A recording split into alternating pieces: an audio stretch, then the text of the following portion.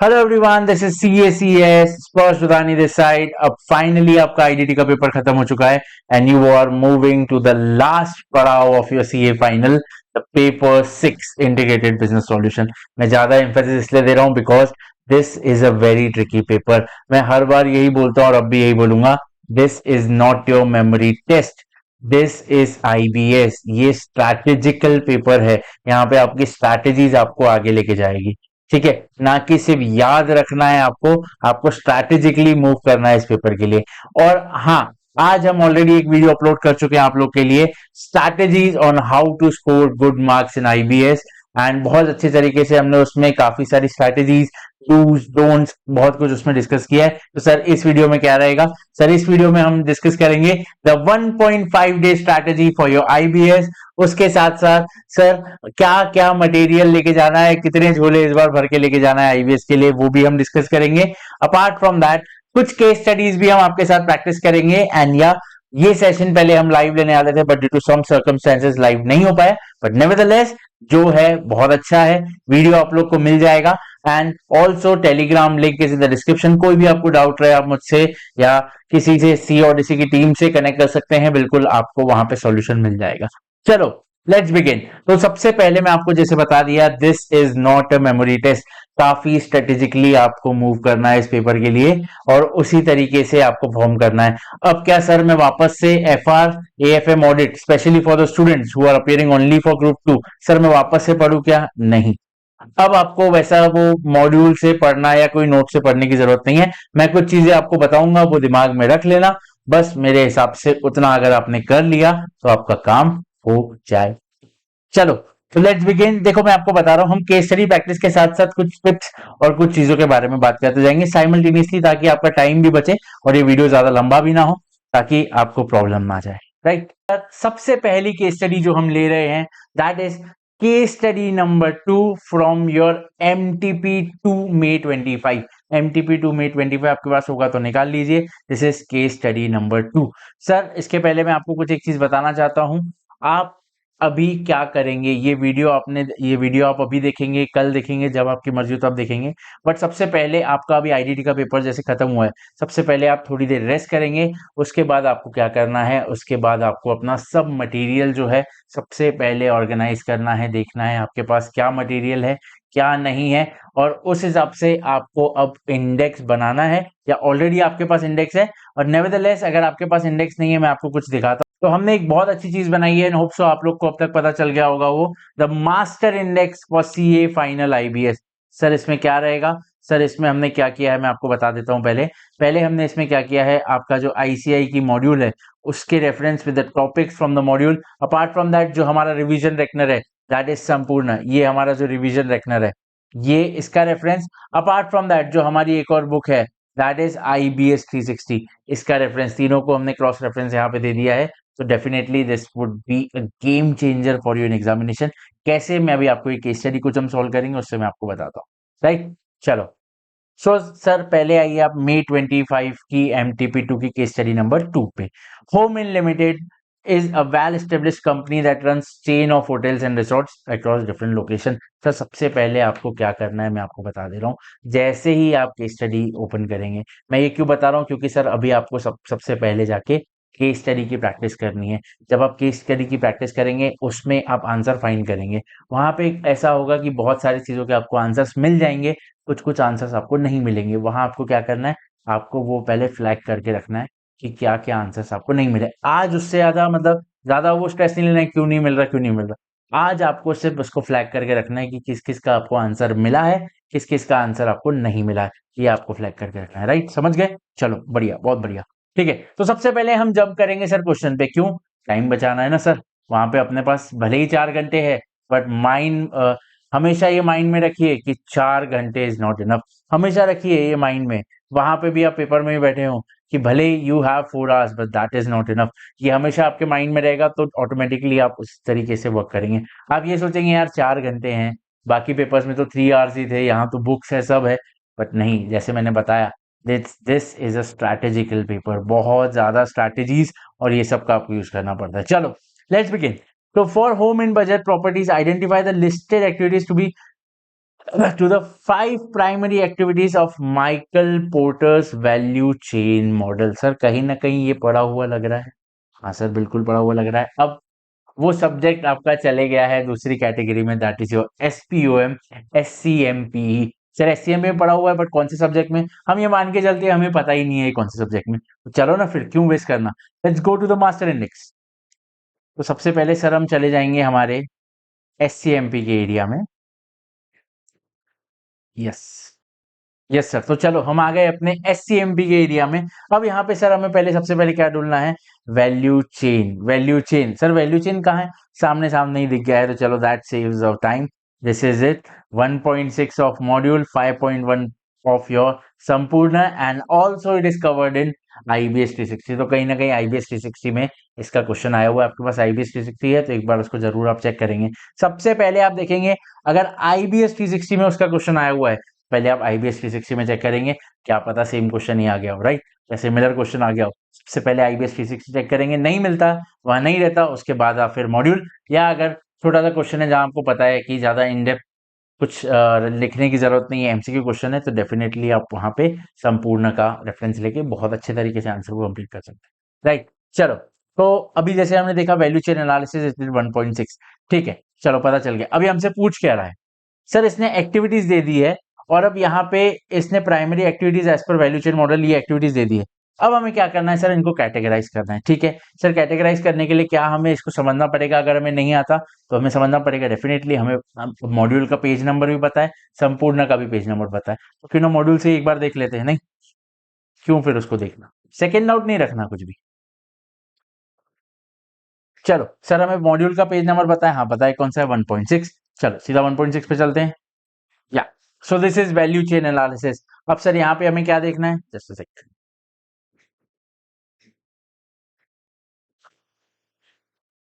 Sir हमें यहाँ पे क्या देखना है, ये sir primary activities. Sir primary activities में क्या क्या है, inbound logistics, operations, outbound logistics, marketing and sales, उसके बाद आफ्टर सेल सर्विस। इनको डिवाइड किया हुआ है ये 5 प्राइमरी सर्विसेज में, आपको प्राइमरी एक्टिविटीज में, सॉरी, आपको देखना है क्या क्या चीज इसमें कवर होगी। एक बार आप इसको रीड कर लेंगे ना वहां पे क्विकली, तो आपको समझ में आ जाएगा क्या है। सर एक बात बताइए, ये तो सब आपने बता दिया कि कैसे ढूंढना है, क्या ढूंढना है, एक आप बात बताइए, अगर हर बार मैं ऐसे ढूंढने जाऊंगा तो क्या मेरा टाइम वेस्ट नहीं होगा? बिल्कुल सर टाइम वेस्ट होगा, अगर आप हर केस स्टडी के बाद ढूंढ जाएंगे। तो आपको करना क्या है, चलो मैं आपको यहाँ पे 1 मिनट के लिए रोकता हूँ, मैं बता रहा हूँ आपको पेपर में कैसे परफॉर्म करना है। एक बार समझ लो, फिर इसके आगे हम सीधा केस स्टडी सॉल्व करेंगे, ठीक है। समझ लो एक बार, देखो सबसे इंपॉर्टेंट चीज आप समझो, you have to divide your time, क्योंकि वहां पे मैंने आपको हर बार बता रहा हूँ time management is very important in IPS। तो एक बात समझ लो, आपको वहां पे कितना टाइम है, तो आपके पास वहां कितना टाइम है सर, 240 मिनट्स का वहां आपके पास टाइम है, ठीक है। कितना टाइम है, 240 मिनट्स का। सर सबसे पहले आप क्या करेंगे, जैसे ही आपके पास पेपर आता है, रीडिंग टाइम इसमें नहीं मिलता है, सबसे पहले आपको क्या करना है, जो स्टार्टिंग के आपके पास 20 मिनट्स है, राइट, स्टार्टिंग के आपके पास जो 20 मिनट्स है ना, सर वहां कुछ भी मत कीजिए, पहले पेपर उठाइए। 5 केस स्टडीज आती है, हमको 4 करनी है। 4 केस स्टडीज आप पहले सबसे पहले फाइंड आउट करेंगे कि आपको कौन सी करनी है। इसमें आपको 10 मिनट से ज्यादा नहीं लगना चाहिए। पहला जो 10 मिनट रहेगा, ये 20 मिनट्स के जो सेगमेंट है उसमें बात कर रहा हूँ, 10 मिनट में आपको आइडेंटिफाई करना है कि वो 5 में से 4 केस स्टडीज आप कौन सी करने वाले हैं। एंड एक टिप दे रहा हूँ आपको, टिप मतलब ऐसा कुछ मेरे पास पेपर नहीं है, एक आपको एक जनरल एक दे रहा हूँ, सजेशन दे रहा हूँ। सर ऐसी केस स्टडी उठाइएगा जिसमें SCM का थ्योरी पार्ट एकदम जो इन डेप्थ थ्योरी होता है ना, जो बिल्कुल आपको एनालाइज करना है। मैं आगे दिखाऊंगा, एक केस स्टडी है मेरे पास, मैंने सिर्फ आपको दिखाने के लिए रखा हूँ, वो आपकी देखी हुई भी होगी वो केस स्टडी। तो जहां पे एकदम इन डेप्थ एनालिसिस करके आपको SCM की थ्योरी लिखनी है, अगर वो उसके सब्स्टिट्यूट में आपके पास कोई केस स्टडी है जो आप उतने ही अच्छे से कर सकते हैं, तो प्लीज आप उसको चुनेंगे, ठीक है। ये आप बिल्कुल ध्यान में रखिएगा, SCM की कोई ऐसी केस स्टडी है जहां पे इन डेप्थ अगर अगर आपको कुछ एनालिसिस करके थ्योरी लिखनी है, बिकॉज SCM की थ्योरी में मार्क्स शायद उतने अच्छे नहीं मिलते स्टूडेंट्स को, बिकॉज जैसे ICAI हमसे चाहता है तो वो हम नहीं दे सकते हर बार, तो राइट। तो इसीलिए मैं आपको बोल रहा हूँ, अगर कोई ऐसी चीज हो जहां पे कोई ऐसी केस स्टडी हो जहां पे आप SCM की जो थ्योरी है उससे थोड़ा बच सके, तो व्हाई नॉट, बट अगर नहीं तो कोई दिक्कत नहीं है यार, जब इतना सब लड़ चुके हैं तो ये क्या चीज है, राइट। चलो ठीक है, पहले 20 मिनट में आपको 10 मिनट बताया, what you have to identify which 4 case studies you are going to do for your examination, ठीक है। सर उसके 10 मिनट बाद क्या करना है, तो उसके 10 मिनट में सर आपको अब यहाँ पे काम आएगा your index, that is this is the master index. तो ये आपको अब आपके 10 मिनट में काम आने वाला है। क्या करना है सर, कुछ मत करो, रेफरेंसिंग करो। कौन सी चीज आपको कौन से पेज नंबर में मिलेगी, पेंसिल लेके जाओ, शायद पेन अलाउड नहीं करते, लिखना मतलब पेन से लिखना कुछ अलाउड नहीं करते। पेंसिल लेके जाओ, पेंसिल से मार्किंग करके रखो कौन से पेज नंबर पे आपको क्या मिलेगा। सर 10 मिनट में आपका ये काम बहुत अच्छे तरीके से हो जाएगा। आपको समझ में आ जाएगा कौन सी चीज कहाँ पे है। सर नहीं भी आता, जितना हो रहा है यार 10 मिनट में, जितना हो रहा है, चार नहीं दो तीन के स्टडीज भी हो गई ना, बहुत अच्छा टाइम बच जाएगा। राइट। तो ये आपको सबसे पहले काम करके रखना है स्टार्टिंग के 20 मिनट में। ये काम हो गया आपका, 30% of your IBS is completed. बिना पेन उठाए, बिना कुछ लिखे, 30% आप आईबीएस में गंगा नहा ली। राइट। तो ये आप समझ लीजिए स्टार्टिंग के 20 मिनट आपको क्या करना है। सर बाकी के 220 मिनट क्या, वो अब आगे और मैं डिस्कस करूंगा। चलो ठीक है। अब सर यहाँ उन्होंने क्या बता दिया, एक्टिविटीज बता दिया। सबसे पहले समझ लो, समझो, storing vendor delivered freshly laundered crockery bedding and laundry for future use as per guest requirement. Sir क्या किया है, डिलीवर्ड किया है, हमारे पास आए हैं, इनपुट आया है, एक तरीके से समझिए लॉजिस्टिक्स यूज हुआ है यहाँ पे।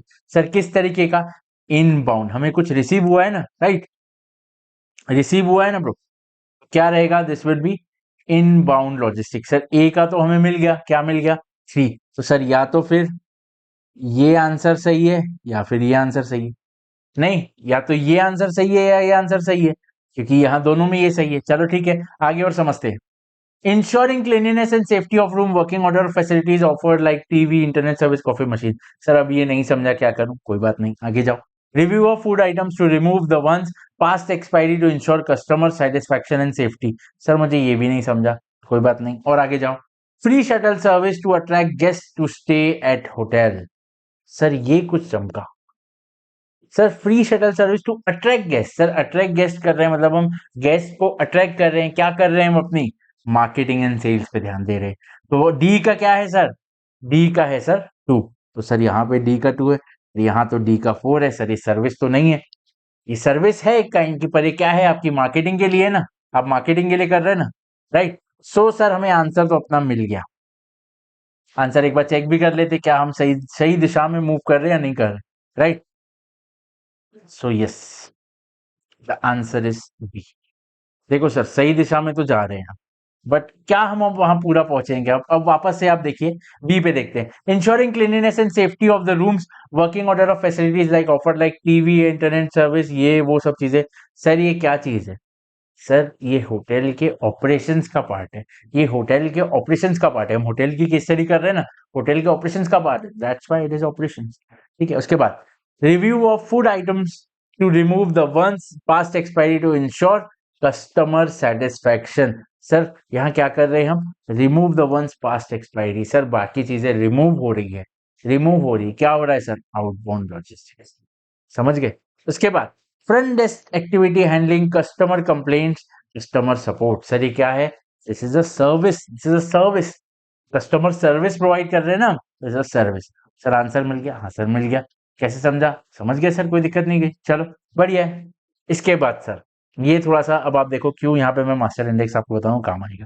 ठीक है, as regards Home Inn Comfort Resort, the parameters relating to high quality cleanliness and food service can be classified under which attribute of the following under canoe model. Sir canoe model तो देखा ही नहीं ना, सुना ही नहीं, क्या करना है, कुछ नहीं करना है, सीधा जाओ मास्टर इंडेक्स पे, यहाँ पे ढूंढो। आप देखो थोड़ा सा इसमें अगर आपको स्टार्टिंग में ट्रबल लग सकता है, बट मैं इसलिए आपको बोल रहा हूँ यू हैव टू प्रैक्टिस। आज आपको कुछ भी नहीं करना है, सिर्फ और सिर्फ केस स्टडीज की प्रैक्टिस करनी है। जितनी ज्यादा केस स्टडीज आप प्रैक्टिस करोगे उतना आपके लिए बहुत अच्छा रहेगा। ठीक है। सर कानो मॉडल कहाँ है, सर मिलेगा अभी,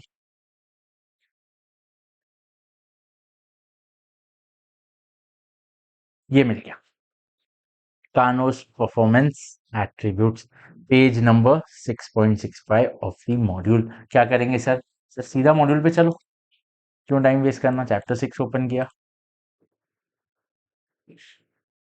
now we have to go to page 6.65, right.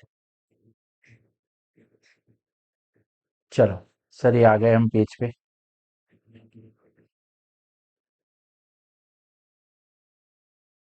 कानोस performance attribute sir मिल गया। अब सर हमें क्या देखना है, अब देखो वापस क्वेश्चन, अब देखो सर वापस क्वेश्चन क्या पूछ रहा है, the parameters relating to high quality cleanliness and food service. High quality cleanliness sir hotel में high quality cleanliness and food service का होना क्या बताता है, पहले हम देखेंगे सर ये एट्रीब्यूट बोलते क्या है। ठीक है, तो देखो एट्रीब्यूट क्या बोलते हैं, सबसे पहला है परफॉर्मेंस, सबसे पहला है threshold attribute. When this characteristics are met they are taken for granted, but when they are not met they cause dissatisfaction. Sir यानी सीधी सीधी भाषा में बताऊं, ये एक्चुअली सर क्या चीज है मैं आपको बताऊं, ये माँ का प्यार है। सर ऐसे क्यों, सर देखिए आपको माँ का प्यार मिलता है तो आप उसको ग्रांटेड लेते हैं, राइट, आप उसको ग्रांटेड लेते हैं। पर जिस दिन माँ आपसे नाराज हो जाएगी या जिस दिन माँ आपसे बात ना करे तो कैसा एक डिससेटिस्फैक्शन बहुत अलग ही लगता है। जब माँ का प्यार मिल रहा है तो उसको हम ग्रांटेड ले रहे हैं कि हाँ भाई ठीक है प्यार मिल रहा है, ये तो सबको ही मिलता है। पर जिस दिन माँ का प्यार नहीं मिल रहा सर उस दिन हम बहुत डिससेटिस्फाइड हो जा रहे हैं। सर बस यही चीज है थ्रेशोल्ड है एट्रीब्यूट। सर ये क्वालिटीज मस्ट है, बिल्कुल मस्ट है, ये क्वालिटीज होनी ही चाहिए। ये है तो कोई फर्क नहीं पड़ता, नहीं है तो मेरा सर सेटिस्फैक्शन लेवल खत्म हो जाएगा, मुझे डिससेटिस्फैक्शन हो जाएगा, मैं और जो भी चीजें आप समझ लीजिए। ठीक है, उसके बाद परफॉर्मेंस एट्रीब्यूट, सर ये एट्रीब्यूट क्या है, this attributes as business invest in them result in proportionate increase in customer satisfaction. Sir जितना ये एट्रीब्यूट अच्छे रहेंगे उतना मेरा सेटिस्फेक्शन बढ़ता जाएगा। एक लीनियर रिलेशनशिप है इनका, मतलब जितना ज्यादा आप ये एट्रीब्यूट पे इन्वेस्ट करेंगे उतना कस्टमर सेटिस्फेक्शन बढ़ता जाएगा। तीसरा एक्साइटमेंट और डिलाइट एट्रीब्यूट। सर एक्साइटमेंट और डिलाइट एट्रीब्यूट का मतलब क्या है, सीधी बात बता रहा हूं, देखो बुरे मन में मत लेना, अभी पेपर है तो भावुक नहीं होना। ये है सर गर्लफ्रेंड का प्यार, मतलब सर गर्लफ्रेंड मिल गई तो बहुत अच्छी बात है, सर नहीं मिली तो कोई बात नहीं, जीवन वैसे ही चल रहा है, बस यही बात है समझ लो। These characteristics provide satisfaction when they are met but do not cause dissatisfaction when they are not met. ठीक है, मतलब मिल गया तो बहुत अच्छा, नहीं मिला तो कोई बात नहीं, मन का हो तो बहुत अच्छा, नहीं भी हो तो बहुत अच्छा, बस इसी तरीके से बात है। ठीक है, समझ गए सर, यहाँ पे क्या बात हो रही है, होटल की बात हो रही है। सर क्या होटल क्लीन रखना और फूड सर्विस रखना मेरे लिए परफॉर्मेंस एट्रीब्यूट है क्या, मतलब जितना क्लीन रहेगा उतना मेरा सेटिस्फेक्शन बढ़ेगा, kind of on same level, but क्या क्लीन नहीं रहेगा तो मुझे कुछ नहीं होगा क्या, नहीं। ठीक है, ये नहीं है। फिर डिलाइट एट्रीब्यूट, सर ये यहाँ पे चीज, सर क्लीन, बहुत क्लीन है तो मुझे खुशी हो रही, नहीं भी क्लीन है तो मुझे खुशी नहीं होगी या मुझे कुछ फील नहीं होगा, ऐसा तो नहीं है। सर क्लीन बिल्कुल अगर नहीं है तो सर आप बिल्कुल वहां स्टे नहीं करेंगे, आपको बिल्कुल पसंद नहीं आएगा। तीसरा थ्रेशोल्ड एट्रीब्यूट, सर ये हमने क्या पढ़ा था, अगर होटल क्लीन और अच्छा फूड क्वालिटी है तो अच्छी बात है, हम बोलते हैं कि सब होटल्स में देना है, हम पे कर रहे हैं उस चीज का पैसा। बट अगर नहीं रहता तो हम कितना डिससेटिस्फाइड हो जाते हैं एज ए कस्टमर, राइट। तो सर यहाँ पे क्या आएगा, थ्रेशोल्ड एट्रीब्यूट। सर मिल गया आंसर। सर एग्जाम में इतना टाइम लगेगा, नहीं लगेगा यार, बहुत स्मार्ट लोग हो आप, सिर्फ वो देख लोगे ना तो ये आपको समझ में आ जाएगा। सर क्यों मैं आपको बोल रहा हूँ, वो 10 मिनट वाला क्यों लॉजिक आपको बता रहा हूँ, सर ये सब चीजें आप ढूंढ के रख लोगे ना तो आपके लिए बहुत अच्छा हो जाएगा। सर आपने एक एमसीक्यू के लिए इतना एक्सप्लेन कर दिया, सर आज ये एमसीक्यू में आए, हो सकता है ना ये पेपर में आपको एक अच्छा खासा डिस्क्रिप्टिव क्वेश्चन दे दे, फिर वहां पे आपको काम आ जाएगा ना बॉस, नहीं। चलो सर एक और सिंपल सा क्वेश्चन है, which of the following statement is true as regard to the resolution taken by the board, acquire the property, acquire the property, acquisition of property. ध्यान रखेंगे किस चीज का क्वेश्चन है, सर लॉ का क्वेश्चन है। क्या बोल रहा है, देखो, the property is being acquired from an unrelated party at arm's length transaction value, 5 out of 6 directors present at the board meeting to consider the pass the resolution, to consider and pass the resolution to acquire the property। Sir यहाँ क्या लगेगा, sir यहाँ पे आपको सबका approval लगेगा, unanimous approval of the board. ठीक है, समझ गए। तो यहाँ पे क्या रहेगा, when all the 5 directors of Fulham attending the meeting consent to the acquisition property, this will be considered a valid resolution। Sir ये आपको कहाँ मिलेगा, sir meetings of board and power, आप मास्टर इंडेक्स में जाएंगे वहां पे आपको ये चीज मिल जाएगी। मैं ज्यादा, क्योंकि देखो आपका ये पढ़ा हुआ है, एससीएम पे क्यों ज्यादा फोकस कर रहा हूँ, बिकॉज सर जब से ये एसपीओ में गया है ना, से स्टूडेंट ने थोड़ा सा इसको हट हट बाजू हट वाला कंसेप्ट हो गया है। बट आईसीएआई वही इसको बैकडोर से अब आईबीएस के थ्रू उतना प्रोमिनेंट करते जा रहा है, तो इसलिए मुझे एससीएम का आपको बताने में मजा भी आ रहा है और आपको शायद ज्यादा हेल्पफुल भी रहे, मुझे ऐसा लग रहा है। लॉ का सर आपने काफी बार पढ़ा है, इंटर में ही पढ़ा है। सर ये एक बेसिक सा क्वेश्चन, इकोनॉमिक वैल्यू एडेड, ये भी सर आप जाएंगे मास्टर इंडेक्स में, आपको ये दो जगह मिल जाएगा। कहाँ कहाँ मिलेगा सर, सर एक तो मैं आपको दिखा दे रहा हूँ, ये आपको सबसे पहले मिल जाएगा एएफएम के आपके बिजनेस वैल्यूएशन जो चैप्टर है वहां पे आपको मिल जाएगा। जस्ट अ सेक।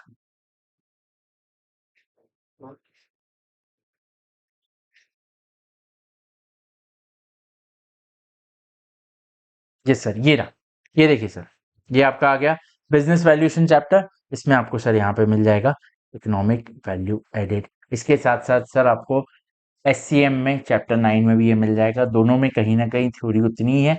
आपको अगर जैसे ज्यादा थ्योरी अगर पूछे तो आप दोनों में एक बार चेक करके देख सकते हैं, बट ऑल इन ऑल आपको यहाँ पे चीज मिल जाएगी। सर ईवीए का फॉर्मूला क्या है सर? बहुत ही बेसिक सा फॉर्मूला है, बहुत ही बेसिक सा। इसको दिखाऊं या नहीं भी दिखाऊंगा तो भी चल जाएगा, बट एक बार आप चलो देख लो। अब इतना दूर तक आ ही गए हो तो एक बार देख लो। नहीं, right. So what is the page number of that? The page number is 13.23 in module. Sir मैं मॉड्यूल से ही करवाऊंगा अभी आप लोग को पूरा, आप टेंशन फ्री रहो बिल्कुल। आपके पास कोई मेरी बुक है नहीं है कोई दिक्कत नहीं, आप मॉड्यूल भी लेके जाओगे, मास्टर इंडेक्स भी लेके जाओगे। देखो, बीइंग हैविंग संपूर्ण and IBS 360 is a good value addition on that, but sir वो नहीं है तो उसको लेके आप अब एंशियस होने की जरूरत नहीं है। जो है आपके पास उसका हम बेस्ट यूज करेंगे।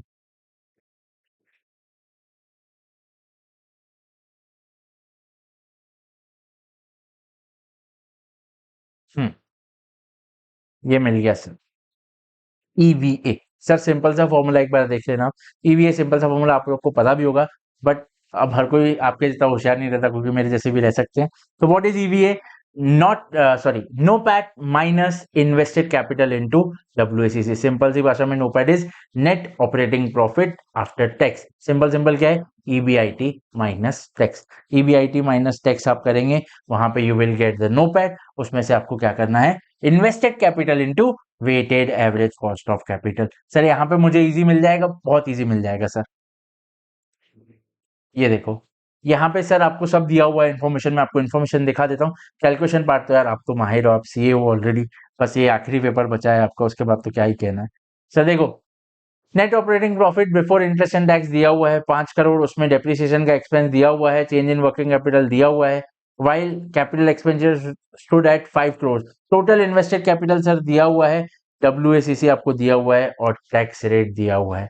अब बहुत सिंपल है, मैं आपको एक बार इसका कैलकुलेशन दिखा देता हूँ। कुछ भी नहीं है यार, बहुत सिंपल सा है, दिखाऊं? ये देखो, 5 करोड़ का आपका क्या दिया हुआ है? नेट ऑपरेटिंग प्रॉफिट दिया हुआ है। उसमें से आपको क्या करना है?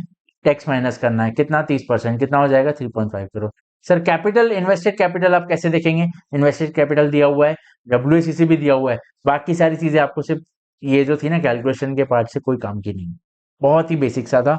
ईवीए निकल जाएगा आपका 3.5 less 1.6, that is your 1.9 crore. ठीक है सर, समझ गए? अरे इजी है, बहुत इजी है यार, आईबीएस ऐसे ही आएगा। हाँ बट ये बात है, देखो अगर आपके पास प्रॉपर टूल्स नहीं है, प्रॉपर स्ट्रैटेजी का आप नहीं जा रहे हो, बस आप ऐसे ही सारे मटेरियल लेके चले गए और वहां से पन्ने पलटा रहे हो, तो शायद डिफिकल्ट हो सकता है। मेरे लिए यहाँ बोलना बैठना आपसे बात करना शायद इजी है, वहां पे यही एग्जाम कंडीशन में थोड़ा डिफिकल्ट लग सकता है, but if you have the planning and practice, nothing is difficult my friend. ठीक है, चलो। Which of the following statement is would most likely to be true? ये डिप्लोमेटिक थोड़ा बात करते हैं लोग। Home Mill Limited should outsource all its cleaning and food service operation in all its property, ignoring the risk of outsourcing. If the cost of outsourcing is less than the cost of providing in the service in house, this is because the EV of the company will be positively impacted despite the risk. Sir बिल्कुल, because क्यों? If expense go down तो वहां पे क्या होगा sir? आपका EBIT ऊपर आएगा ना। ईबीआईटी ऊपर आया तो ऑटोमेटिकली क्या आपका ईवी ऊपर जाएगा, बिकॉज ऑफ द फॉर्मूला है जस्ट। तो सर ये तो बिल्कुल सही है सर। बाकी अब इन चारों में से आपको एक सिलेक्ट करना था, तो एक तो पहले ही सही होगी, तो आपको तो अपना आंसर मिल गया। बट और दूसरी चीजें आप एक बार देख लो, समझ लो, इंस्टीट्यूट बहुत बार घुमाता भी है। Home limited make an absolute comparison of EV of one property with another respect of the difference in scale of operation. Sir क्या ये सही है क्या? नहीं सर, बिल्कुल गलत है, बिकॉज हर एक के अपने स्केल ऑफ ऑपरेशन अलग अलग है। तो सिर्फ एक सिंपल ईवीए कैलकुलेशन पे करना क्या सही रहेगा कि नहीं? बीइंग अ चार्टर्ड अकाउंटेंट, ये अगर कहीं नहीं भी आपने पढ़ा हो तो भी बीइंग अ चार्टर्ड अकाउंटेंट आप समझ लो, आईबीएस में आप ऐसा मान के चलो, you are not a student, you are a chartered accountant. आपको अब यहाँ पे सिर्फ अपना ज्ञान पेलना है, मतलब आपको यहाँ पे सिर्फ अपना ज्ञान दिखाना है, ज्ञान आपको प्रोत्साहन, आप लोगों को बढ़ाना है अपना ज्ञान, तो वो दिखाना है कि you have that knowledge, you are the consultant. Sir as a consultant आप ऐसे सोच सकते हो क्या? नहीं सोच सकते, तो पहले ही गलत हो गया। आईबीएस में मान के चला करो you are not a student, जब भी आंसर लिखो कोई भी आईबीएस में, so please don't answer it as a student, answer it like you are a consultant और a chartered accountant giving your opinion, हमेशा याद रखना, right. Home in Limited should reconsider the feasibility of operating of properties irrespective the EVA। Sir क्या ये सही है क्या? Sir हमारी डिफरेंट प्रॉपर्टीज है तो हम ईवीए कंसीडर नहीं करते हैं और ऐसे ही ऑपरेट करते हैं, क्या ये सही रहेगा कि नहीं? बिकॉज हर प्रॉपर्टी का ईवीए अच्छा रहना चाहिए ना, आपका जितना उसमें इन्वेस्टमेंट है, राइट, वही इन्वेस्टमेंट हो गया ना, जो अपॉर्चुनिटी कॉस्ट आपको आप उसमें लूज कर रहे हैं, because W into your capital invested is your opportunity cost, उतना आपका अपॉर्चुनिटी कॉस्ट है, उससे ओवर एंड अब आपको क्या मिल रहा है, that is the economic value added. तो वो अगर आपको नहीं पता चलेगा तो कैसे आप उस पर डिस्कस करोगे, राइट। उसके बाद EVA as a measure taken into account the current purchasing power and adjust for inflationary trend, hence it is a more appropriate measure to track as compared to book profit। Sir यहाँ कहीं हमने देखा कि current purchasing power या inflationary trend को ये ध्यान में रखता है? नहीं सर, बिल्कुल नहीं। सिंपल सा फॉर्मूला है, सिंपल सा कैलकुलेशन है, तो ये भी नहीं। सीधा सीधा क्या आंसर है? दैट इज योर, ठीक। ये एक बार ऐसे ही समझने के लिए एग्जाम में आपको पता चल जाएगा। तो ये हम क्या है, पहली केस स्टडी है ना, तो थोड़ा सा इन डेप्थ हम यहाँ पे डिस्कस कर रहे हैं, बाकी apart from that second case study इतना इन डेप्थ नहीं रहेगा, so don't worry about that, ठीक है। सर ये एक और चीज, रिस्क ऑफ आउटसोर्सिंग। सर यहाँ पे एक मैं आपको एक चीज बताना चाहता हूँ, पहले मैं एक मिनट मास्टर इंडेक्स में आ जाऊँ।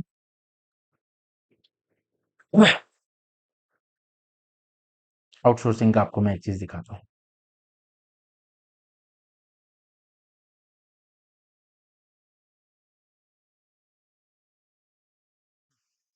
Outsourcing decision, that is your chapter 6 में 19, ठीक है। चलो चैप्टर 6 में 6.9 6.19 सॉरी, यस। सर ये देखो आउटसोर्सिंग डिसीजन, यहाँ पे आप इसकी थ्योरी पढ़ोगे ना, तो आप एक चीज से भी यहाँ पे देखोगे, ठीक है, मैं आपको बता रहा हूँ क्या। सर ये मॉड्यूल में सिर्फ इतना दिया हुआ है, what are the qualitative factors that you have to see before outsourcing. Sir ये चीज है, सर यही बस इसके रिस्क भी है।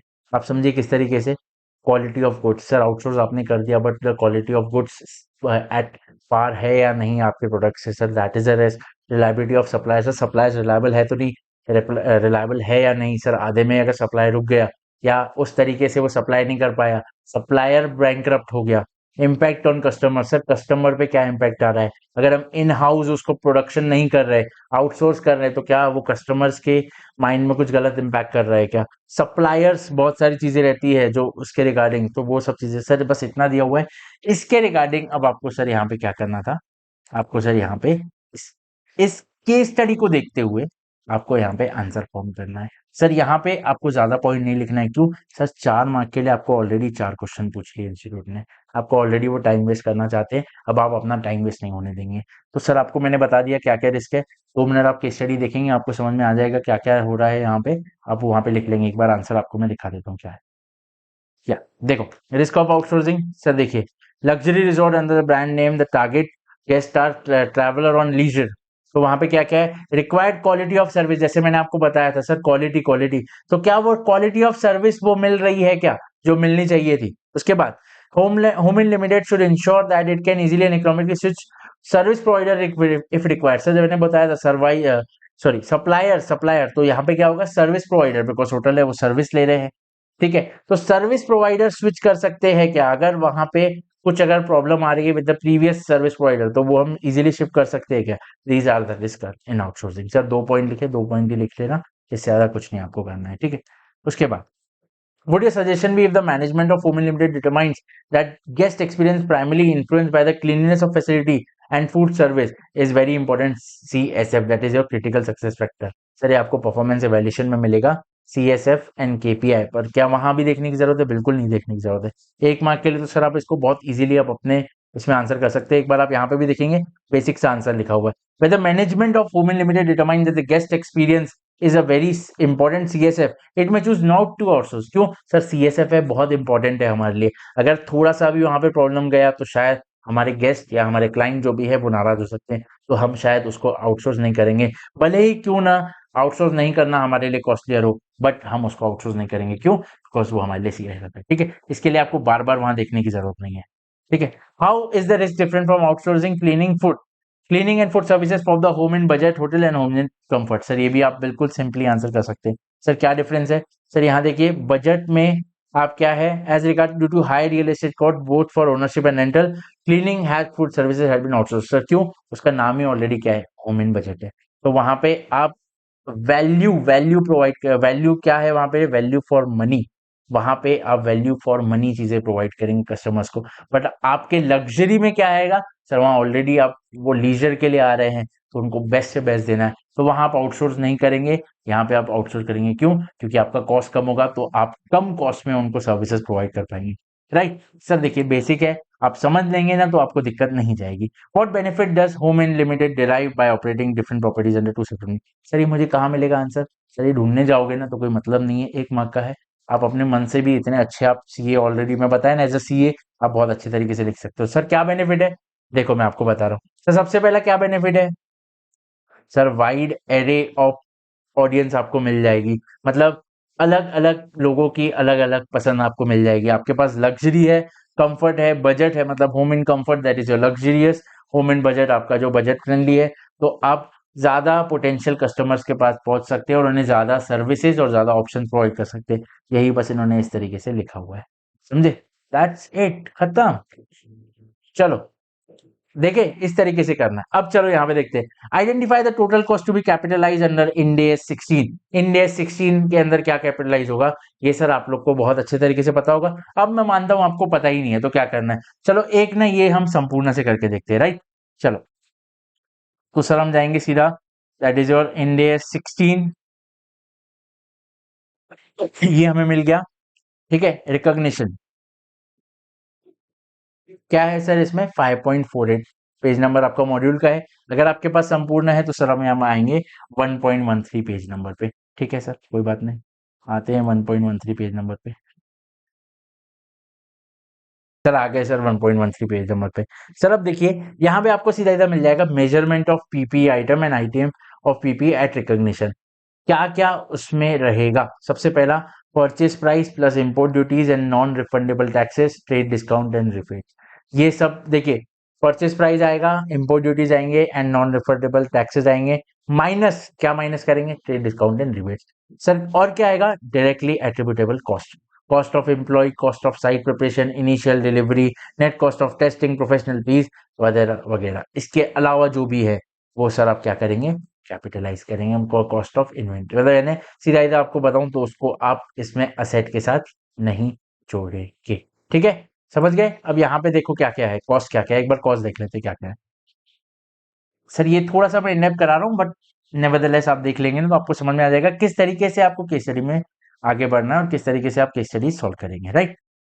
चलो हम्म Home in Limited is developing a home in comfort property in Goa. The construction involves several key expenditure essential for acquiring land, preparation of the site, procuring material वगैरह वगैरह. The company has invested 15 crore in land acquisition. ठीक है, ये include होगा.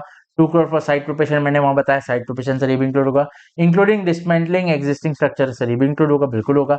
The cost of direct material is 8 crore sir ये भी होगा. Labour expense sir ये भी बिल्कुल होगा, क्योंकि डायरेक्टली रिलेटेड है. Including 20 lakh paid during a labour strike, sir ये क्या होगा, ये हम लेंगे क्या, मैं आपको बता रहा हूँ। ये ना जो चीजें हैं, देखो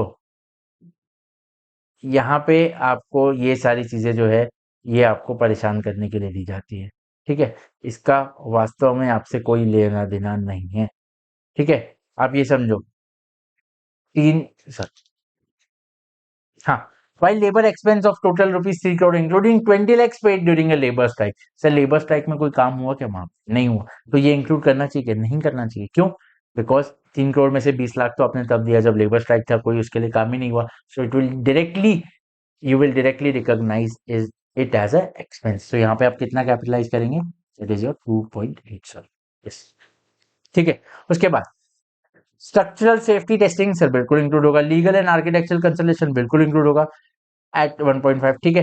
additional 0.1 crore has been spent on relocating the resort manager from Mangalore to Goa. Sir ये उस असेट के लिए काम का था क्या? बिल्कुल नहीं था सर, हमारे को क्या करना, मतलब असेट का कुछ वो नहीं है ना, रीलोकेशन से असेट का कोई बंद काम रहा क्या? नहीं, तो ये सर डायरेक्ट कॉस्ट है क्या? नहीं, ये इंक्लूड नहीं होगा। 0.50 crore has been allocated for administrative and overhead. Sir ये कोई काम का है कि नहीं सर, नाम में ही लिखा है ओवरहेड, कहाँ डाल दो, पीएनएल में डाल दो। दिस एक्सपेंसेस कलेक्टिवली, अब सीधा सीधा आप देखिए क्या क्या आ रहा है इसमें। परचेज ऑफ लैंड आया आपका, सॉरी साइट प्रिपरेशन कॉस्ट आया, डायरेक्ट मटेरियल कॉस्ट आया, direct labour cost including 20 lakh that was incurred during a labour strike. Sir ये यहाँ पे देखो इससे कम कर दिया, 3 से 2.8 हो गया। टेस्टिंग सेफ्टी आया, कंसल्टेशन फीस आया, बस खत्म। इसके बाद आपका ये आ गया 29.8 करोड़। सिंपल, एकदम एकदम सिंपली तरीके से हमने किया, ठीक है। चलो उसके बाद लास्ट क्वेश्चन हम देखते हैं अपना। Determine the place of supply and value of supply in respect of accommodation provided to Mr. Vikas under GST provision। Sir पहले देखते हैं मिस्टर विकास को रुकाया कहाँ गया है, right. Mister Vikas Kwatra Kwatra A businessman from Mumbai undertakes a business trip and chooses home inn for his accommodation. Home inn charges a consolidated sum of rupees 60,000 for Mr. Vikas for his stay in 2 hotel in Delhi and Jaipur। Sir यहाँ 2 जगह है, ठीक है। Sir पहले आप समझ लीजिए, मैं मानता हूँ आपको प्लेस ऑफ सप्लाई नहीं पता, क्या करेंगे, कुछ नहीं करेंगे, मास्टर इंडेक्स में जाएंगे, मास्टर इंडेक्स में will find place of supply और वहां पे आपको ये चीज मिल जाएगी कि सर क्या है प्लेस ऑफ सप्लाई। आपको पता है, आपके पास नोट्स रहेंगे, मैं मानता हूँ डीटीआईडी तो आपने बहुत अच्छा किया होगा, नहीं भी पता तो भी आपको इससे बहुत अच्छे से मिल जाएगा, राइट। तो प्लेस ऑफ सप्लाई में जाएंगे। अब यहाँ पे सर एक क्या सिनारियो है, सर 2 जगह पे है जहां पे उन्होंने सर्विसेज प्रोवाइड की है, एक ये दिल्ली दैट इज यूटी और एक आपका आएगा Jaipur that is your state Rajasthan. तो यहाँ पे सर प्लेस ऑफ सप्लाई क्या होती है in the case of movable property, अभी आपको बताता हूँ। हाँ, place of supply in relation to the movable property that is your 3.29 in module and 7.5 in Sampoorna. एक बार मैं संपूर्ण से आपको बता रहा हूँ, आप चाहे तो मॉड्यूल से भी देख लो, इजी है, आपको मिल जाएगा वहां पे। ये रहा सर आपका प्लेस ऑफ सप्लाई, ठीक है। चलो अब यहाँ पे देखो immovable property, location of such immovable property. Sir यहाँ पे पर क्या दिक्कत है, 2 लोकेशन है, तो क्या sir, if located in one और मोर स्टेट देन प्रोपोर्शनेट। तो सर यहाँ पे प्लेस ऑफ सप्लाई क्या है, सर दोनों है place of supply, that is your Delhi and Jaipur, दोनों ही प्लेस ऑफ सप्लाई। सर ये तो प्लेस ऑफ सप्लाई मिल गया। Value of supply, sir value of total supply कितनी है, 60,000। सर इसको कैसे डिवाइड करेंगे, अब मैंने आपको बताया प्रोपोर्शनेटली। कैसे, सर 4 दिन दिल्ली के होटल, 4 नाइट सॉरी दिल्ली के होटल में रहे, 2 नाइट जयपुर के होटल में रहे, कैसे डिवाइड करेंगे, 4:2 के रेशियो में, that is your 40,000 and 20,000। Sir देखिए सिंपल सा आंसर है, आपको यहाँ पे ये मिल जाएगा 40,000 एंड 20,000, सिंपल, ठीक है, समझ गए। चलो ये तो आपकी हो गई केस स्टडी नंबर 1, एक खत्म कर दिया। अब दूसरी केस स्टडी पे जाएंगे, उसके पहले आपको मैं वापस से कुछ एक ज्ञान की चीज बता दूं। सर जो बाकी के 220 मिनट आपके पास बचे हुए थे, अब सर उसको आपको कैसे प्लान करना है, अब ये समझ लीजिए। Sir you have to divide them in 4 chunks of 45 minutes, that is 45 minutes per case study. ये सर कितना होगा, 180 मिनट्स आपके कवर हो जाएंगे। सर कैसे प्लान करना है, आप हर केस स्टडी को 45 मिनट्स देंगे विद टाइम, टाइम देखते हुए, बिकॉज हर बार मैं बता रहा हूँ time management is very very very important in IBS.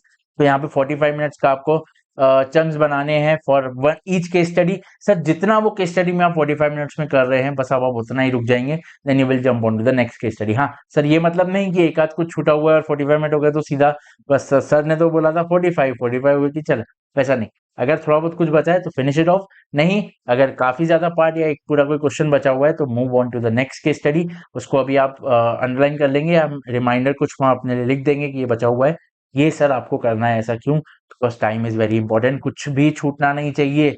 आपको अटेम्प्ट ऑलमोस्ट ट्राई करना है कि 100 मार्क्स का पूरा पेपर अटेम्प्ट कर ले। कुछ नहीं मिलता या बहुत ही कुछ हो गया तो फिर कोई दिक्कत नहीं है, बाकी ट्राई ये करना है कि 100 मार्क्स का पेपर आप अटेम्प्ट करें। सर 45 कितना हुआ, 180 प्लस आपका 20, सर कितना हो गया सर 200 मिनट। सर अभी भी 40 मिनट बचे हुए, 40 मिनट में 10 मिनट मैं मानता हूँ आपका ब्रेक हो गया, वॉशरूम इधर उधर जो भी मान लीजिए, आपके पास अब बचता है सर आधा घंटा या 35 मिनट्स मोस्टली।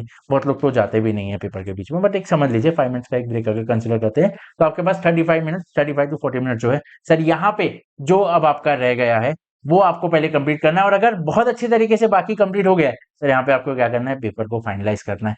अब आपके पास टाइम है अपना हुनर दिखाने का। Now you have the time कि अब वहां पे आप चीजें अंडरलाइन करेंगे, हाईलाइट करेंगे, अगर आपने कहीं सेक्शन का रेफरेंस दिया है तो उसको क्रॉस चेक करेंगे, वेरीफाई करेंगे इफ दैट्स राइट। वापस से आप एक बार गो थ्रू करेंगे कि आपने एमसीक्यूज जो है उनको प्रॉपर आपने सर्कल किया है या नहीं, या वहां पे कुछ आपने गलती तो नहीं की है। और जो भी चीजें हैं पेपर के रिलेटेड अब आप वो चीजें यहाँ पे करेंगे। एक बार पूरा पेपर वापस से आप चेक करेंगे और जो सबसे पहले पर आपको क्या करना है, जो रह गया है वो आपको सबसे पहले वापस से ढूंढना है, राइट। चलो इसके बाद एक और केस स्टडी पे अपन आते हैं, दैट इज योर नवंबर 24 का पेपर है, उसकी केस स्टडी है। सर ये ऑलरेडी पेपर हो गया, आप ये केस स्टडी क्यों ले रहे हैं? अच्छी केस स्टडी, एक बार देख लो। मैं आपको ज्यादा इन डेप्थ इसका नहीं बता रहा, एक बार आपको एक रफली इसका दे देता हूँ। That is case study 3 of your November 24 paper, right. चलो सो लेट्स बिगिन। देखो सबसे पहले हम आएंगे क्वेश्चन पे, हमारी आदत है सबसे पहले क्वेश्चन पे जाना, ठीक है। How many GDR have to be issued by maximum limited to fund its expansion? सीधा सीधा एक बार आप देख लेते हैं कैलकुलेशन किस तरीके का है। देखो क्या बोल रहा है ये कि जीडीआर कितने इशू करने हैं। सर हमें कितने फंड की रिक्वायरमेंट है? सीधा सीधा दिख रहा है कितने, 20 मिलियन ऑस्ट्रेलियन डॉलर्स की रिक्वायरमेंट है। सर उसके बाद सर क्या है, ये पूरा आप इसको पढ़ लेंगे, ठीक है। The entire GDR issued would be purchase by non resident in Australia. The expense and flotation cost of GDR would be 5% of the gross proceed. Further the following information, the expected market price of each share is at the time of issue of GDR is rupees 300, ठीक है। 2 share शैल अंडरलाई each GDR, एक GDR के अंदर 2 share आ रहे, तो GDR की value कितनी हो गई 600, but and shall be price at 10% discount to the market price. Sir market price कितना हो रहा है? 300 प्लस 300 कितना हो? 600, इसमें 10% डिस्काउंट सर कितना हो रहा है? 540 रुपीज, ठीक है। सर आपके पास रेट ऑफ एक्सचेंज दिया हुआ है 1 AUD is equal to rupees 60। Dividend और ग्रोथ रेट वो दिया हुआ है, वो अभी इसके लिए काम करनी, वो आगे अपन देखेंगे, राइट। सॉरी या तो सर यहाँ क्या करना है? सर सीधा इधर क्या करेंगे, 20 million into 60 divided by 540, right. Answer मिल जाएगा, क्या मिलेगा आंसर? 2 है ना? सही तो है आंसर, क्या गलत है इसमें? नहीं, बस यही जल्दबाजी में हम फंस जाते हैं। सर उस आपने आपने उसको पूरा पढ़ा था, क्या था एक और चीज वहां पे? सर 5% आपको क्या है, ग्रॉस प्रोसीज का 5% जो एक्सपेंस, सर दोनों एक्सपेंस मिला के 5% है। ये भी गलती करते हैं स्टूडेंट, सर 5% लिखा है, 5 5 10, 3 3 6, वैसी हालत नहीं। 5% बहुत अच्छे से, बहुत डेलिकेट तरीके से आपके स्टडी पढ़ेंगे, आपको पास टाइम अच्छा रहेगा। अगर आप प्रॉपर टाइम मैनेजमेंट के साथ चलेंगे, आप एक भी गलती नहीं करेंगे। और ये तो बहुत सिली मिस्टेक है यार, please please please please please silly mistake कुछ भी मत करना, राइट। तो सर पहले आपको क्या करना है, 5% of the gross product. Sir मुझे तो वहां पे 20 मिलियन AUD ही चाहिए, बट 5% तो एक्सपेंस है, तो what should I do? This 20 million should be 95% of what I raise. Sir तभी तो उसमें 5% माइनस करूंगा, that I will get the 20 million, right. तो अब अगर उस तरीके से आप कैलकुलेशन करेंगे, you will get the answer that is 2339,181। आप उस तरीके से कैलकुलेट करेंगे, इजीली आपको आंसर मिल जाएगा, ठीक है। चलो सर अब आते हैं केस नंबर 2, MCQ नंबर 2 पे। Assuming maximum limited issued GDR in accordance with the scheme notified with the central government and was acquired by non-resident, for what is the rate of tax that must be deducted at source, TDS, on interest on GDR? Sir interest का आपको point पता है, this is a foreign currency bond. Sir कितना रहेगा? आपको बहुत अच्छे से पढ़ा हुआ है, टीडीएस के तो किंग हुआ, नहीं भी तो you will find it in the master index, और वहां से आपको संपूर्ण में, या फिर नहीं तो फिर आपके मॉड्यूल तो है ही। या तो मैं बोलता हूँ, मैं तो एक चीज आपको बताऊंगा आगे क्या क्या मटेरियल कैरी करना है। DTIDT के लिए मॉड्यूल नहीं भी कैरी की तो कोई दिक्कत नहीं, आपके पास नोट्स बहुत सारे। मैं नहीं चाहता कि आप मॉड्यूल ले जाके, क्योंकि उसकी मॉड्यूल ऑलरेडी बहुत सारी, तो मॉड्यूल ले जाके प्रॉब्लम करें। हाँ जो स्टूडेंट के पास नोट्स नहीं है कोई, तो मॉड्यूल डेफिनेटली लेके जाओ, उससे अच्छा कोई ऑप्शन नहीं। मॉड्यूल बहुत अच्छी है, बट काफी ज्यादा हो जाएगा कंटेंट आपके पास। नोट्स अगर आपके हैं जो कि पूरा कवर कर रहे हैं, तो फिर मॉड्यूल की जरूरत नहीं है उसके लिए, ठीक है। तो सर कितना है? 10%, 10% प्लस आपका cess, that is your 10.4। Sir क्यों है, क्या है, आप लोग को ऑलरेडी पता है, नहीं पता है एक बार और देख लेना। मैं ज्यादा आपका टाइम वेस्ट इस चीजों में नहीं करना चाहता, ठीक है। सर फिर वही एक सिंपल सा क्वेश्चन जो आप इतना अभी आपने डीटी के लिए इतना सब ये पढ़ा होगा, 115 जेवी। सर उसमें क्या करना है? Business loss and unabsorbed depreciation allowed है, क्या अलाउड है सर? कितना? सर जितना यहाँ पे आप देखेंगे, ये देखिए ये सब दिया हुआ है सर, ये क्या पूरा अलाउड रहेगा? यस सर पूरा अलाउड रहेगा। You will go in the business loss and unabsorbed depreciation, you will find that all this is allowed. तो यहाँ पे कितना है सर टोटल आपका? 44 lakhs, that is the 44 lakhs is allowed, ठीक है। How much is the custom duty payable? Sir यहाँ पे थोड़ा सा ट्रिकी है, एक चीज मैं बता रहा हूँ क्यों ट्रिकी है। देखो ये ट्रिकी पार्ट हम डिस्कस करेंगे ना, राइट। सर जो बेसिक बेसिक है, जो आप ऑलरेडी कैलकुलेट कर सकते हैं, उसमें मैं क्यों अपना टाइम और आपका और मेरा टाइम क्यों वेस्ट करूं मैं, राइट। चलो, Maximo Limited imported new machineries from USA by air on CIF basis for USD 1 lakh. The air freight was USD 12,000, insurance 8,000. Later is negotiated price with the supplier, and the renegotiated price was fixed at 95,000. Sir यहाँ students क्या करेंगे बताऊं आपको मैं, ये CIF VF लिखा है इस पे ध्यान नहीं जाएगा। USD 1 लाख दिया हुआ है, 95,000 हो गया है, चलो ठीक है यहाँ दिमाग लगाएंगे, 95,000 नेगोशिएटेड है। वैसे इंस्टीट्यूट में बता दूं आप दोनों तरीके से कर सकते हैं, 1 लाख भी ले सकते हैं 95, पर इसके आगे की जो प्रोसेस है वो गलत नहीं करना, ठीक है। 95 plus sir freight freight add करेंगे ना, 12,000 फ्रेट, 8,000 इंश्योरेंस, कितना हो गया 1,15,000। इसमें सर हम यहाँ पे कैलकुलेशन लगाएंगे और आंसर हमारा निकलेगा, वो क्या रहेगा, बिल्कुल ही गलत। क्यों सर, अच्छे से देखिए, CIF बेसिस है, क्या हमें यहाँ पे फ्रेट और इंश्योरेंस ऐड करने की जरूरत है, बिल्कुल नहीं नहीं। तो सीधा सीधा आपको क्या करना है, 95,000। सर रेट ऑफ एक्सचेंज कौन सा लेंगे, सर हमने यहाँ देखा हुआ है रेट ऑफ एक्सचेंज कौन सा लिया जाता है, आपको नहीं पता, यू विल गो इन संपूर्ण, यू विल फाइंड इट, एक बार आपको दिखा देता हूं मैं, देखो कस्टम्स में, यस, सब कौन सा रेट ऑफ आप एक्सचेंज लेंगे इंपोर्ट के केस में, date of filing of bill of entry. Sir bill of, sorry, bill of entry का कौन सा डेट है सर, दैट इज योर 25/6, क्या है sir 84, so you will take 84, 95,000 into 84। उसके बाद सर रेट क्या लगेगा, सर रेट कौन सा लगेगा आपको, अराइवल ऑफ एयरक्राफ्ट, ठीक है, आपने पढ़ा हुआ है एयरफ्रेट के केस में क्या होता है, date of arrival of aircraft के हिसाब से लिया जाता है, विच इज योर अगेन 10%। तो 10% प्लस देयर इज नो, अब यहां देखिए गड़बड़ क्या होती है, there is no change in SWS, ये लिखने की जरूरत थी क्या, नहीं अंडरस्टूड रहता, बट यहाँ लिख दिया, बचेगा there is no H W S है ही नहीं, ये इसको कर दो 10%, सर आंसर ही नहीं आ रहा। ध्यान दो, मैं देखो सिली मिस्टेक जानबूझ के आपको बता रहा हूँ, यहाँ गलतियां होती है पेपर में, ICAI इतना चालाक है, ऐसा वाला एक ऑप्शन भी आपको MCQ में दे देगा, और जैसे ही कैलकुलेटर में और वहां पे सेम दिखा, तो हमारा हाथ रुकता नहीं वो फिर सर्कल करने से, राइट। तो ये ध्यान दो, SWS नो चेंज है, SWS जरूर रहेगा 10% का, you will get the answer. Sir यहाँ पे मैं दूसरा तरीका क्या बोल रहा था, सर यहाँ पे अगर आप 1 लाख लेके भी अगर करते हो, कि ये मानते हो कि जो रीनिगोशिएशन है वो सब बाद में हुआ था, बट जब तक आ चुका था प्रोडक्ट, तो सर उसके हिसाब से तो तब तक तो 1 लाख था ना, तो उसके हिसाब से भी आप कैलकुलेशन करते हो, दैट इज ऑल्सो करेक्ट, या फिर 95,000 से करते हो, that is also correct as per ICAI, ठीक है। उसके बाद, how much is the quantum of penalty leviable for not paying GST duty or offer explanation in response to SCN issued? Sir बहुत ही अच्छा नॉर्मल बेसिक सा question है।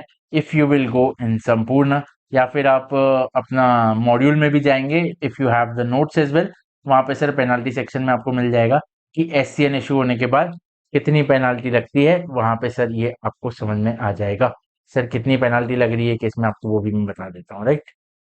देखो, द पेनाल्टी इज 60,000। सर कैसे आया, बहुत बेसिक है, कैलकुलेशन पार्ट है, इसमें कोई इतनी दिक्कत लेने की जरूरत नहीं है, इस पर हम उतना टाइम वेस्ट नहीं करेंगे, जो ट्रिकी है यहाँ पे मुझे लगता है कि आपको समझाने की जरूरत है, वहां पे हम करेंगे। Suggest the prescribed correction required under Ind AS to deal with errors.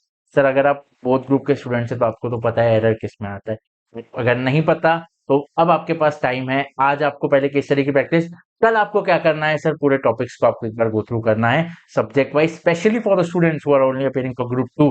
वहां पे आपको जो टॉपिक्स ग्रुप 1 के हैं उसमें आपको अच्छे से ध्यान देना है कि किस किस में आएगा। Sir this will come under Ind AS 8। अब अगर आप इंडेस 8 में जैसे जाएंगे, जैसे फॉर एग्जाम्पल मैं आपको बताता हूँ, जस्ट सेगा, मास्टर नेक्स्ट में जाते हैं, हर चीज के लिए मास्टर नेक्स्ट में जाएंगे हम, मतलब सेफ टाइम सेव करेंगे अपना।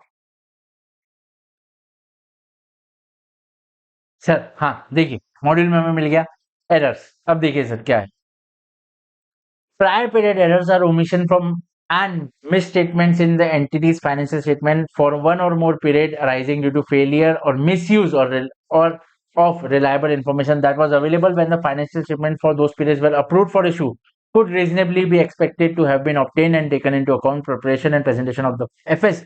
Such error include the effect of mathematical mistakes in applying accounting policy. Sir यहाँ पे क्या होगा, हमारी अकाउंटिंग पॉलिसी में हुई है mistake in applying policy, sir policy applying में मिस्टेक हुई है, सर इसमें हम क्या करेंगे, देखो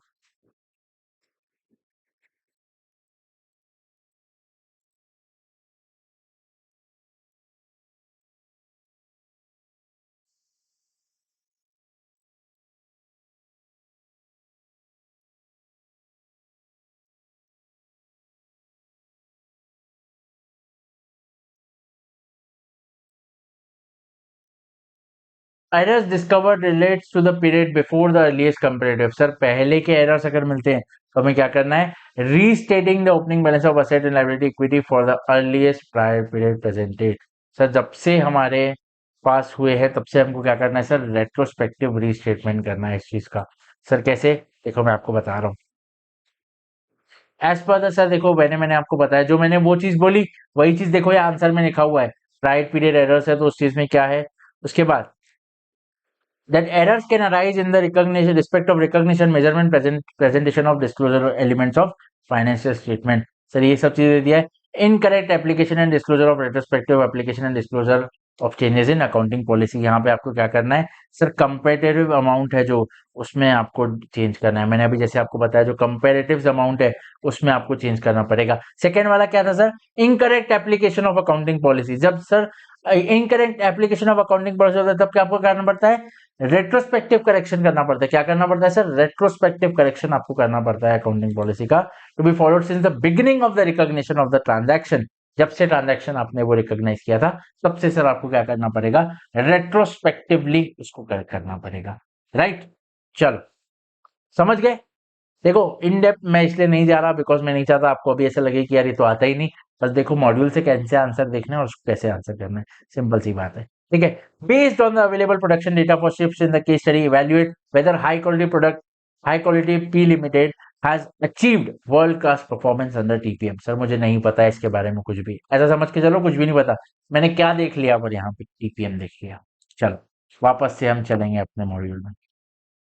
सर ऐसा समझिए सिर्फ स्ट्रेटेजिक पेपर है, मतलब एक ऑनेस्टली अगर आपको मैं बात बताऊं, student with minimum knowledge of the subject matter, इसको मिनिमम नॉलेज भी है, जो डरते हैं कि सर मुझे ग्रुप टू ग्रुप वन शायद बहुत पहले पढ़ा हुआ है अभी आएगा नहीं आएगा। सर मिनिमम नॉलेज भी है बट स्ट्रैटेजी आपकी प्रॉपर है, you have the material, you have the index, you can definitely score very good marks in IDs.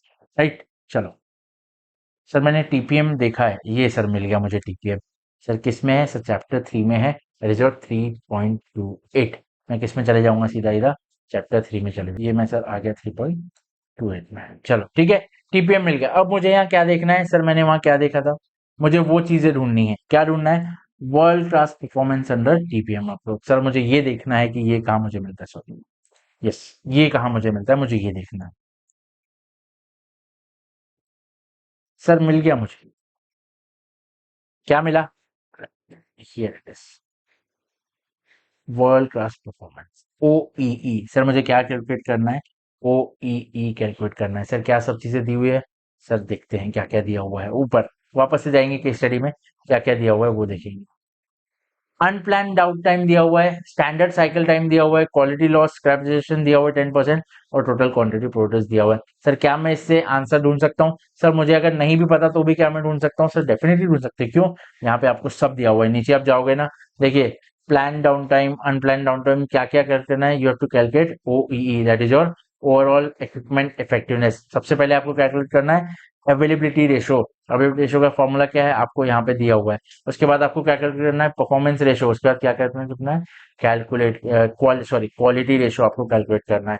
ठीक है, ये सर देखो यहाँ पे ये सब दिया हुआ है, operating time divided by plan production time into 100, performance ratio आपको दिया हुआ है, क्वालिटी रेशो आपको दिया हुआ है। सर क्या आप इससे ओ ई कैलकुलेट कर सकते हो क्या, सर बिल्कुल कैलकुलेट कर सकते हैं। कैसे किया है वो आपको मैं एक मिनट दिखा देता हूँ। देखो इन डेप्थ यहाँ मेरे को आपको नहीं बताना, इतना जरूरत नहीं है बिकॉज सब फॉर्मूला दिया हुआ है मॉड्यूल में आपके पास, सिर्फ you have to put the figures, but you have to put the correct figures. Right, ये देखो टोटल टाइम दिया हुआ है, इसमें आप सबसे पहले क्या माइनस करोगे, द प्लान आउट टाइम। क्या प्लान आउट मतलब टी ब्रेक, लंच ब्रेक, ये सब चीजें। तो टोटल प्रोडक्शन टाइम कितना है 435। इसमें से जो अनप्लान चीजें मेरे पास हट रही है, जो अनप्लान डाउन टाइम है वो माइनस करेंगे तो we will get the availability ratio.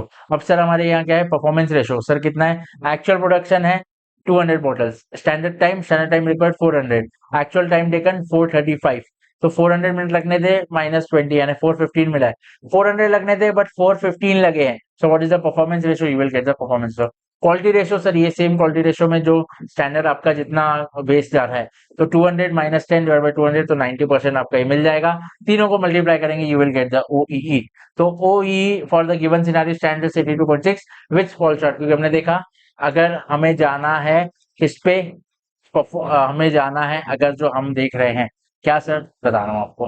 अब अगर हमें जाना है वर्ल्ड क्लास परफॉर्मेंस पे, तो यू शुड हैव 85%, पर यहाँ कितना है, कम है। तो बस सर आपको वही चीज बतानी है कि ये कम है, बट ये आपको बताना है कि पर्टिकुलर जो रेशियोज है उसमें क्या क्या अच्छा है और क्या बुरा है। सर क्यों मैंने बताया, सिर्फ आपको आंसर नहीं लिखना है, you are a consultant, you have to provide your input as well, right.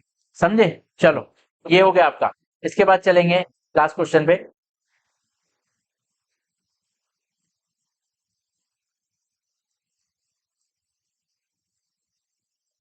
Last question, how much is the quantum of, sorry, last question. State whether a petition under section 241 of Companies Act by the minority shareholders is maintainable. Sir ये अब आपको मैं संपूर्ण से बता देता हूँ, क्योंकि ये संपूर्ण में है, मुझे पता है। आपको नहीं भी पता है तो यहाँ पे आपको इंडेक्स में मिल जाएगा, उसके बाद आप जाके देख सकते हो, राइट।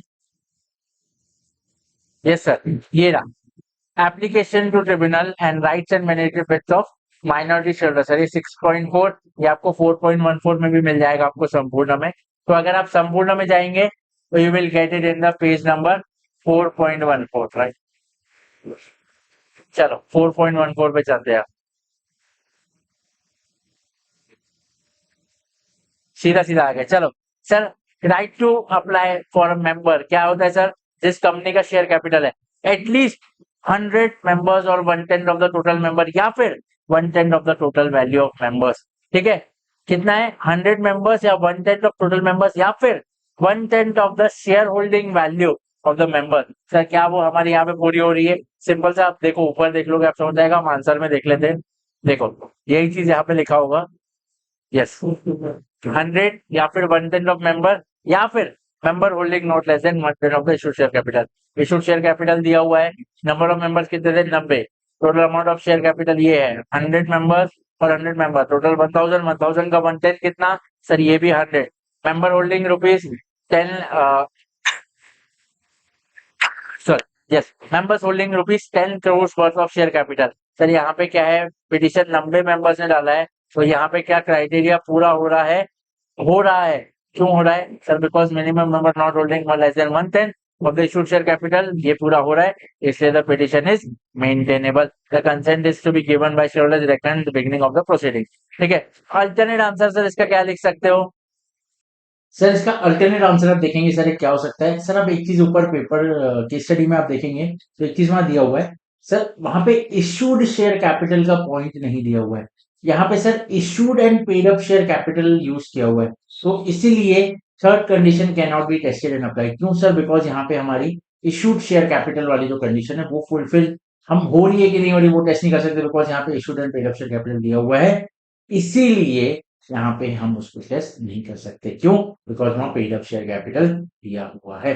समझ गए? सिर्फ अगर पेड अप शेयर कैपिटल दिया हुआ है तो हम वहां पे उसको टेस्ट नहीं कर सकते, बिकॉज क्यों, हमें इशूड शेयर कैपिटल जो है उसके हिसाब से ही जाना है, राइट। ये देख रहे हो, इशूड शेयर कैपिटल इसके हिसाब से ही जाना है, इसीलिए this can not be tested. But most probably इतना कोई ज्यादा दिमाग लगाएगा नहीं स्टूडेंट, ये आपको टेस्ट करना है, ये हो जाएगा, आपका काम हो जाएगा। समझ गए?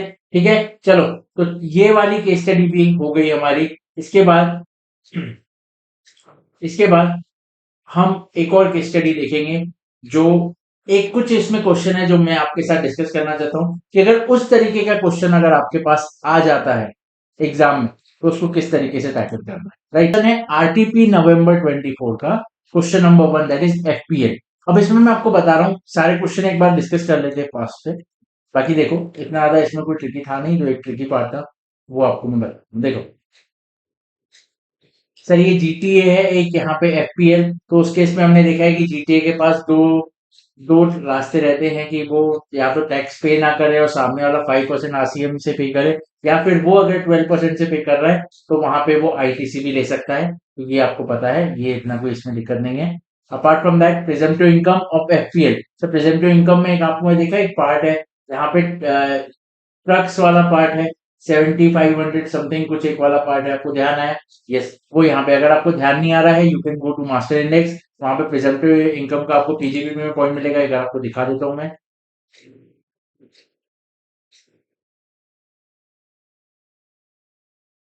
यस, सो पीजीबी में देखिए आपको प्रिजेंटिव इनकम का एक पॉइंट मिलेगा। This is special provision for computing games. ये सर आप देखेंगे 6.13 आपको फास्ट, अभी मैं जल्दी अगर टाइम आपको बचाना है, you will get this in module as well. देखो ऐसा कोई वो नहीं है कि आपके पास अगर संपूर्ण है या वही है तो ही आपका काम होगा। If you have the module या आपके notes for your DT IDT, that is completely right. तो 6.13 में अगर हम जाएंगे,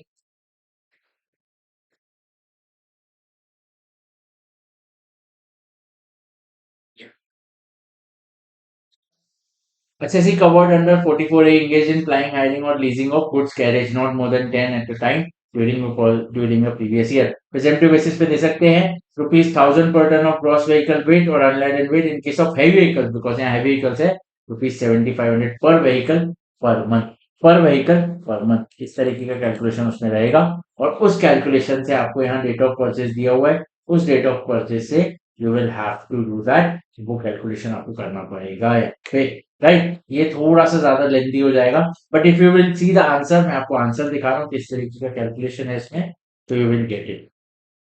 यस सर, ऐसे आता है देखो, since FPL does not own more than 10 trucks, तो वहां हमने देखा it is eligible to pay tax under presumptive tax 44AE। 44AE के अंदर टैक्स पे करेगा। 12 टन से ऊपर है would be considered heavy because 10 ton से अंदर वाले लाइट वेट व्हीकल्स, 10 से ऊपर वाले 12 टन जो है, this would be considered as a heavy goods vehicle। For such heavy goods vehicle, rupees 1000 per ton gross weight vehicle or unladen weight for every month or part during is considered as deemed profits। Any truck weighing 12 tons or less would be other than heavy good vehicle। For each such vehicle, presumptive income would be deemed to be rupees 7500 per month। तो जो heavy trucks है उनपे rupees 1000 पर ton, और जो heavy trucks नहीं है उसपे रुपीज 7500 पर मंथ। तो यहाँ पे देखो डेट ऑफ परचेज दिया हुआ है, number of vehicle, number of months for which the vehicle is owned, यहाँ पे दिया हुआ है 12, number of months in the number of vehicle ये आ गया। उसमें आपको मिल जाएगा टोटल, टोटल में आपको गुड्स व्हीकल का और उसका प्रेजेंटेड टैक्स मिल जाएगा other than heavy vehicle 16 to 7500, और उसमें टन के हिसाब से 1000 पर टन, और व्हीकल के हिसाब से you will get the answer. So you will get the complete answer that 1230। ठीक है, थोड़ा सा कैलकुलेशन पार्ट है, बट आई नो कि आप लोग का किया हुआ है तो आप लोग को दिक्कत नहीं जाएगी इसमें, इसलिए इसमें ज्यादा टाइम नहीं देते। Right, चलो इसमें जो मुझे बात करनी है, या ये आ गया, तो इसमें एक एससीएम का काफी अच्छा क्वेश्चन है और थोड़ा सा चैलेंजिंग है अगर वो एग्जाम में आ जाता है, जो कि मुझे चांसेस थोड़े कम लग रहे हैं, पर अगर एग्जाम में आ जाता है तो थोड़ा सा चैलेंजिंग हो सकता है। An example of value added service by FPL would be maintenance of goods for orders already accepted while waiting the truck to be filled under LTL shipment, periodic inspection and maintenance of trucks, offer packing and insurance advisory service to clients for a fee whenever required, goods delivery time to their final destination। Sir इसमें क्या value added service आपके हिसाब से लग रही है आपको? ये भी सर बेसिक सा क्वेश्चन है, ज्यादा इसमें कुछ भी नहीं, मैं आपको एक मिनट इसका आंसर भी बता दे रहा हूँ, कुछ ज्यादा इसमें दिक्कत वाली बात है नहीं। Yes.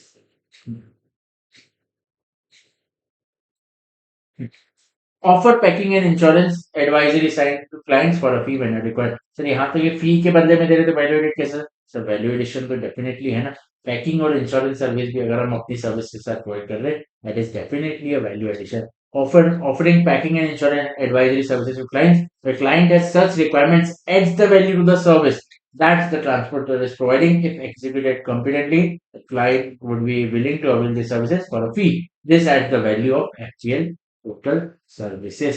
ठीक है, चलो उसके बाद इसमें मैं आपको एससीएम का ज्यादा पार्ट इसलिए बता रहा हूँ बिकॉज वो थोड़ा सा ट्रिकी रहा है अभी तक और स्टूडेंट्स को उसमें प्रॉब्लम जाती है। बाकी एफआर जो है, as far as FR is concern, if you have the knowledge कि किस सब्जेक्ट मैटर कहाँ से बिलोंग करता है और किस तरीके से आपको उसके आंसर्स फाइंड करने हैं, then FR is manageable. But SCM पे मैं आपको दिखाऊंगा कि सब्जेक्ट मैटर मिलने के बाद भी you will kind of get in trouble, थोड़ा सा प्रॉब्लम आपको जा सकती है। So you have to move strategy, right.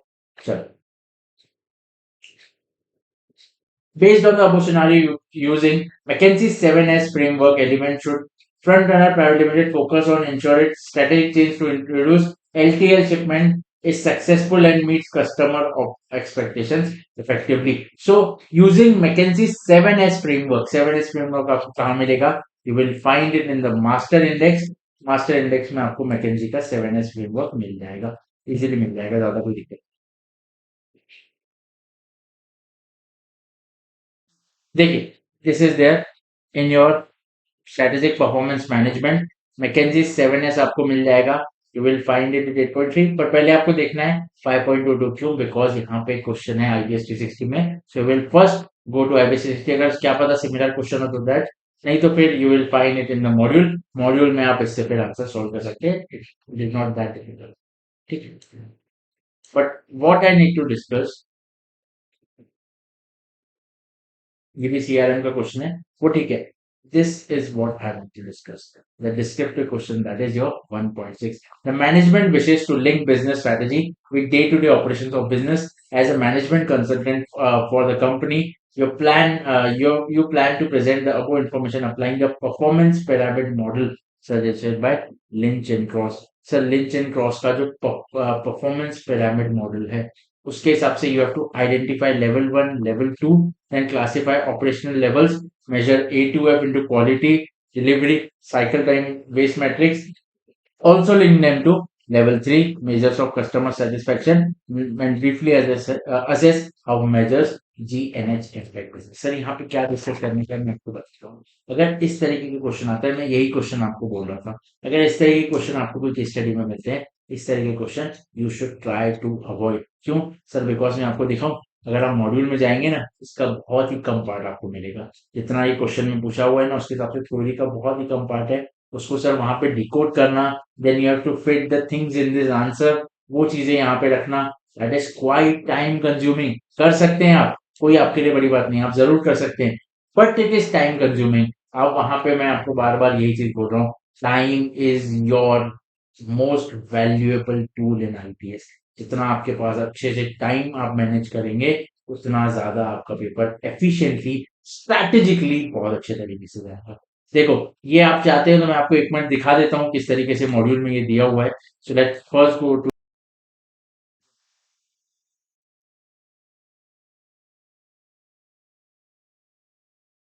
तो this is your performance pyramid here. एक यहाँ पे दिया हुआ है, बट ये ज्यादा कहाँ इंपॉर्टेंट है, ये यहाँ पे इंपॉर्टेंट है sir. In chapter number 9, the performance pyramid, that is page number 9.29। चलो ओपन करते हैं हम परफॉर्मेंस पिरामिड वाला part. Let's go to page number 9.29, right.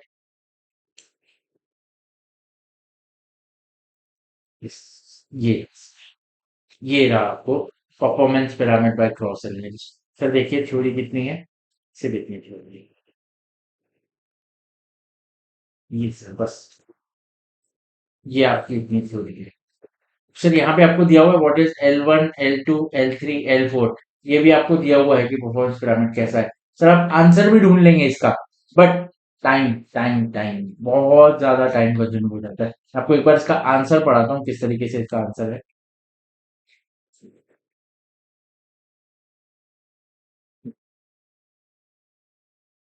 इसका आंसर है इस, ये देखिए, अब ये बनाने की जरूरत नहीं है, एग्जाम में बता रहा हूँ। Identification of corporate vision and market financial measure for company success.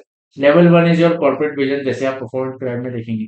Sir ये क्या है, the company aims at maintaining good quality delivery standards to make its mark alternative also possible. यहाँ अपॉर्चुनिटीज ओपन एंडेड आंसर है इसमें।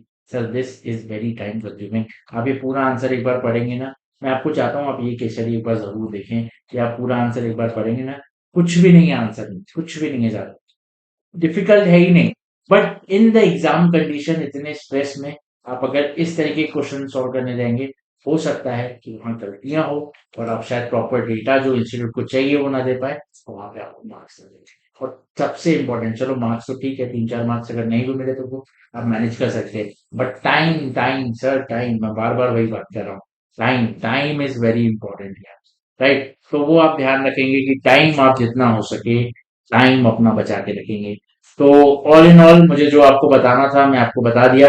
एक बार last में कुछ exams के लिए टिप है आपको बता देता हूँ, और कुछ स्टूडेंट है जो डायरेक्टली एंड में आते हैं उनको बता दूं, प्लीज ये वीडियो को आप पूरा देखिए। मैंने बीच बीच में बहुत ज्यादा इंपॉर्टेंट टॉपिक्स के ऊपर डिस्कशन किया है, और अब एट द एंड आपको मैं बता दे रहा हूँ, सर अभी आपके पास जो टाइम है, अभी जो थोड़ा सा शायद वीडियो लेट आएगा बिकॉज कुछ डिले हो गया है, तो अब इसके बाद आप जो अभी तक आप कर रहे थे और मुझे जानता हूँ आप कर रहे होंगे, केस स्टडी आप प्रैक्टिस करेंगे। सर कब तक करेंगे?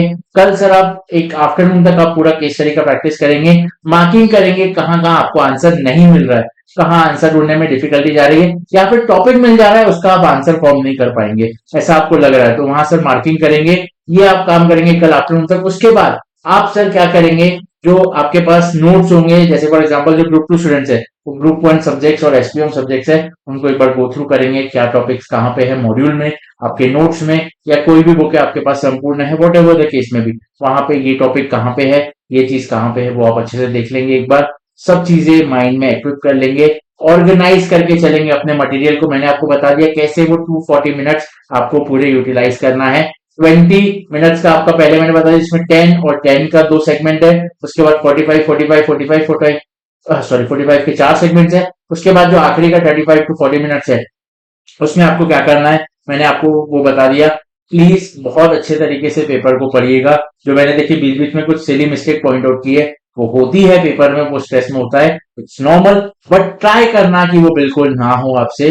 बहुत अच्छे तरीके से आप पेपर लिखना, जितना हो सके आंसर को स्ट्रक्चर रखना। एक चीज आपको बता दूं, structure is more important than content, and content is more important than your knowledge. समझ गए? एक इंपॉर्टेंट आप चीज समझे, आपके पास नॉलेज है बट उस तरह उस आपको कंटेंट में मतलब प्रॉपर उसको कंटेंट में प्रोवाइड नहीं कर पा रहे, तो वो कोई काम का नहीं। चलो चलो कंटेंट है पर प्रॉपर उसको स्ट्रक्चर में नहीं दे पा रहे, वो भी कोई काम का नहीं। तो समझ गए किस तरीके से आपको आंसर फॉर्मेशन करना है। स्ट्रक्चर इंपॉर्टेंट है, उसके बाद आपका कंटेंट इंपॉर्टेंट है, और नॉलेज सर इंपॉर्टेंट हमेशा ही रहा है, बट इस पेपर में स्ट्रक्चर को बहुत अच्छे से आपको रखना है। और ट्राई करना है कि आईसीआई की लैंग्वेज जितना आप यूज कर सकते हो उतना आपके लिए अच्छा रहेगा, specially in subjects like FR audit, यहाँ पे थोड़ा सा ज्यादा ध्यान दिया जाता है लैंग्वेज का।